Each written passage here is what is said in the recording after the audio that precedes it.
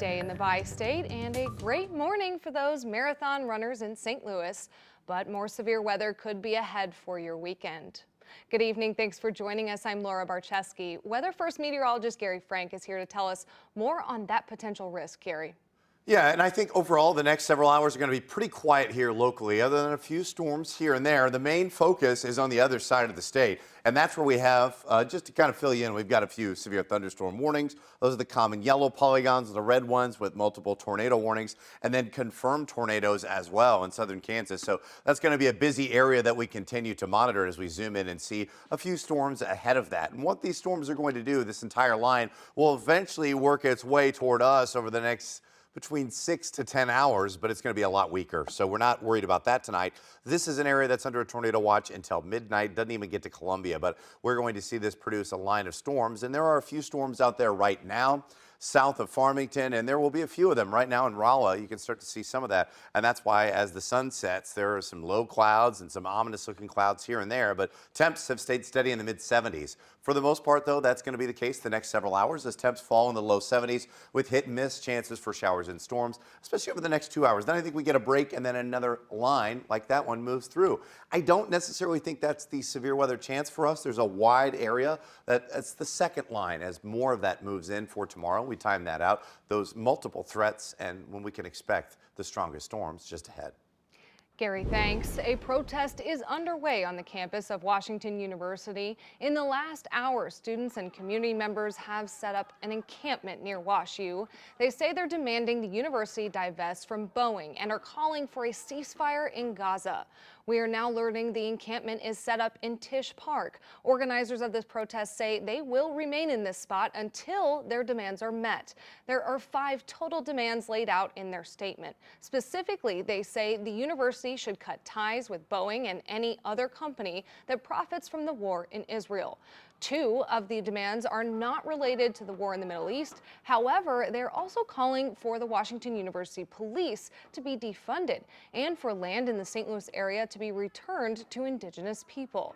This protest at WashU joins a growing number of demonstrations happening across the country. Most are at college campuses and are centered on what's happening to Palestinians in Israel. The Gaza Strip is facing a humanitarian crisis as the Israeli military continues to fight its war against Hamas.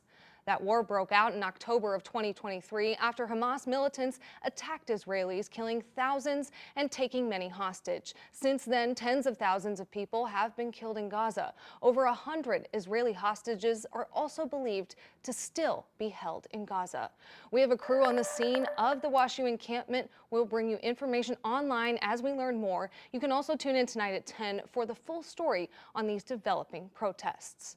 Right now, people in the northern parts of our area continue to fight for the Radiation Exposure Compensation Act.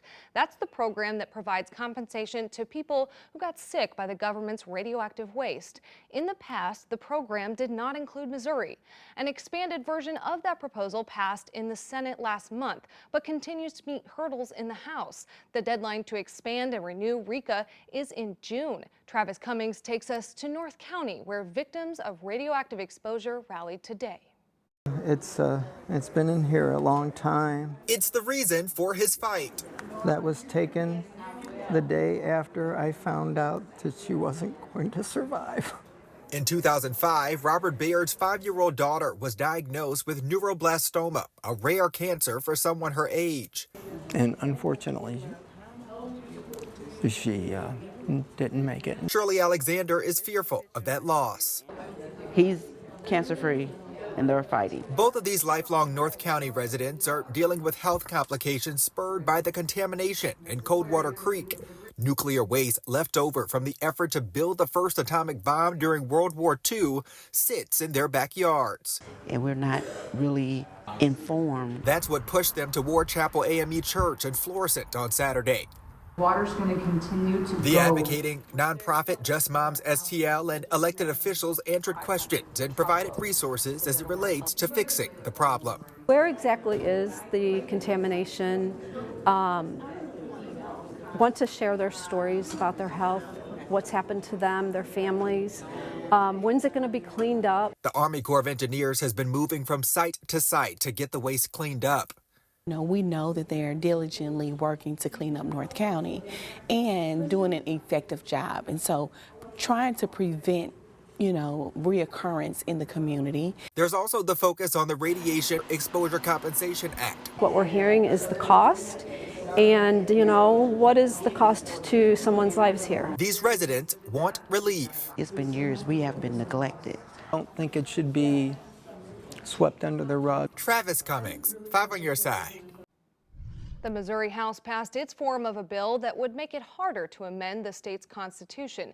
It's a bill that changes the initiative petition process. It now heads back to the Senate. Right now, if a question has enough signatures and gets on the ballot, it needs a simple majority vote to pass. The bill passed this week would require a simple majority in addition to a simple majority in 5 of the state's 8 congressional districts, too. Republicans leading the charge on these bills say it's about engaging all voters. The Missouri Independent found that under the proposed rule, as few as 23% of voters could defeat a ballot measure. Democrats opposed to the measure say the ballot petition process is a tool that should not be changed. At the end of the day, what voters will be voting on is whether or not they get to use their voices to make changes to the Missouri State Constitution. And they deserve that right. They utilize it, they like it, and we shouldn't be messing with it. Right now, one measure collecting signatures hopes to put an end to the ban on abortion on the Missouri ballot. Today, proponents tell us they're on the track to collect enough signatures to move forward. To hear more of our conversation with Representative Crystal Quaid, tune in to The Record Sunday night after Sports Plus. Next ahead, more help for Kia drivers looking closer at the free anti-theft clinics happening this weekend.